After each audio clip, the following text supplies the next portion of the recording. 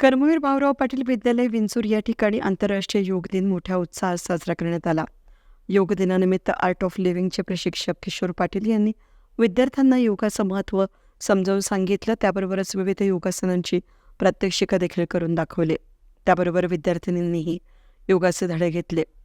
यावेळेस विद्यालयाचे प्राचार्य NE देवडे यांनी बोलताना सांगितलं की विद्यार्थी दशेपासून मुलांनी आरोग्याकडे लक्ष देणं गरजेचं आहे. यासाठी व्यायाम, योगा, ध्यानसाधना या बाबी जोपासल्या पाहिजेत. यावेळी विद्यालयातील सर्व शिक्षक, विद्यार्थी यांनी योगाचे प्रात्यक्षिकं केली. यावेळी राय शिक्षण संस्थेचे लाईफ मेंबर RK चांदे यांनी कार्यक्रमाचं सूत्रसंचालन आणि प्रास्ताविक केलं.